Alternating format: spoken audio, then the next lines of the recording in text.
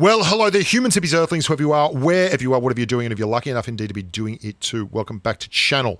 This may be a dry, boring topic for you, but you need to watch this video if you want to learn stuff about PUBG Mobile that is going to help you win chicken dinners. That's the flat, hardline truth. Watch on and I'll give you some backstory on what this is all about and what's going on. I have updated my website, the Bushka, completely to reflect all the testing that we've done this week. We've tested for about 6 to 8 hours, usually with about 8 to 12 people in a training room. We've tested all my advanced room cards, lots of Tony's advanced room cards. We've done lots and lots of stuff. We've found out ratios. We've done all kinds of things. But here's what you need to know. There was I've been contacted for a while from a few different sources saying that the rounding numbers in PUBG Mobile are different. And Fankish was the person that I talked to about this during the week. We had a great chat about 556 AR damage and low FPS rate of fire and all that kind of thing last week, which resulted in a really, really good video.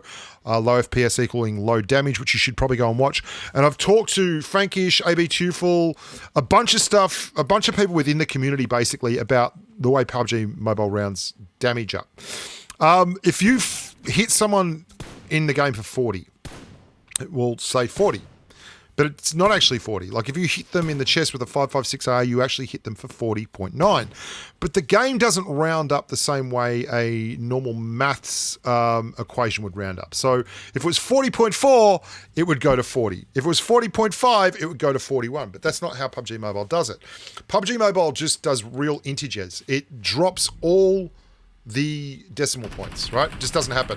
So to recreate this, Fankish convinced me basically that something was different because he was getting numbers and he showed me how he did it in a video and I thought that makes sense. Why are our numbers different?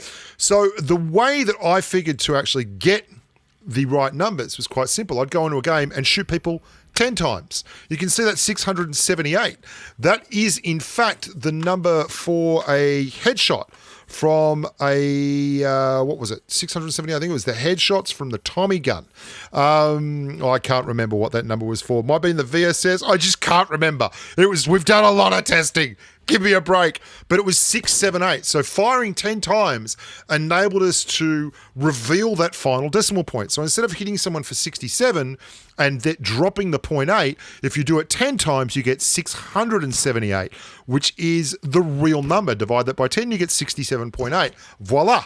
The truth will out. Thank you very much to Fankish, AB Tufel.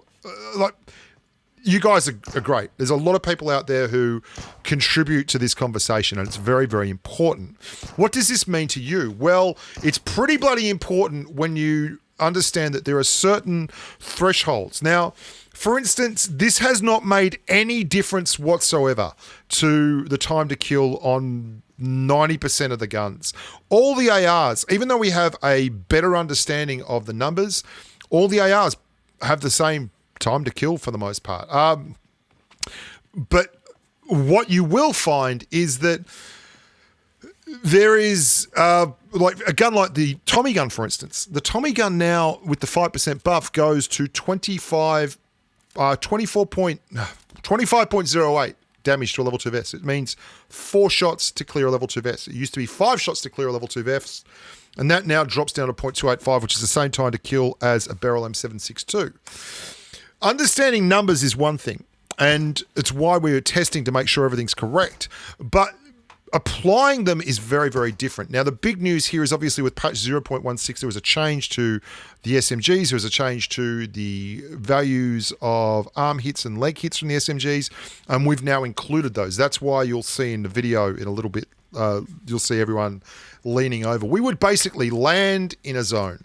We would collect all the meds, all the level 2 helmets we could find, because obviously if you're going to test the headshot values of VSSs and Mini 14s, you're not going to do it on a target that doesn't have a helmet on, or you can see, like, look at the armory here. We would take what we needed out of there, we get hit, we go over here, we'd boost up. It was like a production line to find out the truth. And then we would lean over like this. And the reason we're wearing vests here to get handshot damage, this is the kind of thing you learn, is if you don't know, the hitboxes are completely balked on limb damage, right? And we still are not completely happy as a community with the limb damage numbers, the arm and the leg. I feel like there are a couple of different hit zones there, but it is very, very hard to do that. Like, the amount of testing to find out that is crazy. So everyone's leaning over here because if you hit the arm in a certain place, then it just counts as a torso shot. It doesn't count as a limb shot at all. That's why you've got all these people. Look at this. There is 10 of us leaning over sideways in a room doing nothing, wearing vests. Like, we had to collect all those level 2 vests and put them all in a pile, and then we had to collect level 2 helmets so we could do all this. This is all the stuff that goes on, right? And this is just a really important thing to acknowledge the guys and girls who help with this, because without it, we wouldn't have the spreadsheets and the numbers and the data that is constantly updated and so readily done. And it's the Pubg.com is where all that data is currently at. So, for instance, we found out the DP28 is 47.8. We also found out some other stuff that was really cool.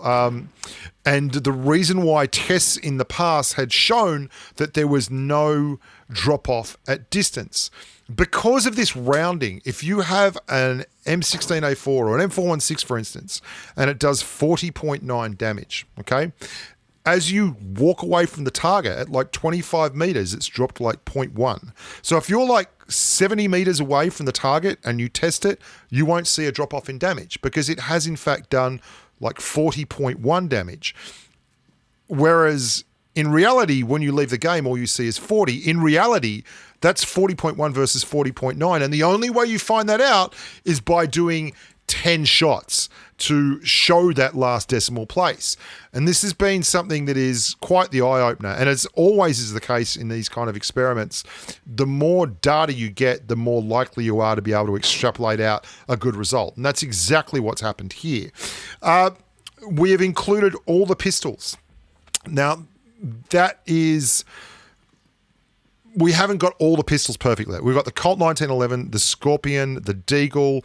Those are all done specifically to do base damage into a chest and into a head.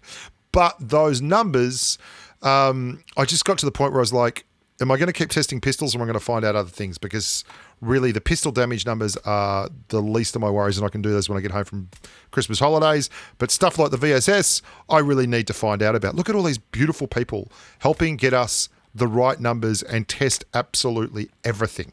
Like, it's incredible. And those level 2 helmets, we also found out this weird thing where we were getting some balked results on level 2 helmets. Now, the theory has always been that if you have a level 3 helmet, even if it's got 1% left, you hang on to it because that'll stop you from being killed by an AWM. I don't know that that's true anymore. I look at it when we did some testing like this and we used level 2 helmets that were completely busted up.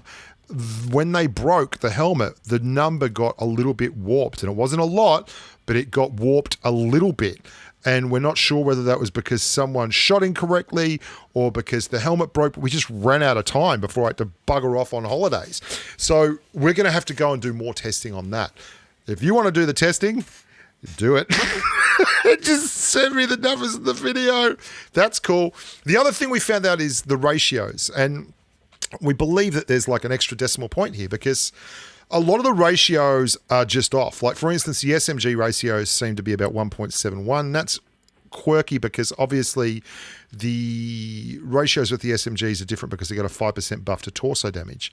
So all the ratios are kind of out. It's like when they upped the AWM went from being a base of 132 a base of 120 because if they upped the ratio on it, which was 1.3, without lowering the base, the AWM is going to start one-shotting level 2 vests.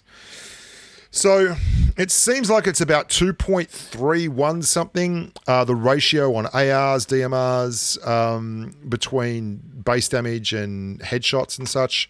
But without really going hard on the data mine, I can't be sure on that. AB Tufel tells me that he's got numbers, and we'll see. I'd love to have a further conversation with him. He's done a little bit of data mining, and we'll see how that works out. But I just really want to thank everyone who's done this. And we're going to keep that spreadsheet and that website, the Pubg.com, updated to the point where it's really, really easy for you guys to get the data and find out what's going on. So as things change, we're going to change with it. And that's great. And I don't want this conversation to stop because there are a lot of questions. The more we test, the more things we find out we don't know, which is pretty cool. And the more it opens up the back end of PUBG Mobile and gives us an idea on why things work the way they do and why some of the inexplicable stuff in game happens and maybe helps make the game better. But it certainly makes the experience more understandable. And for me, that makes it a something worth doing. I hope you guys enjoyed that. Look after yourselves. Thank you again to the community. Be nice to each other and stay safe on the battlefield. Bye for now.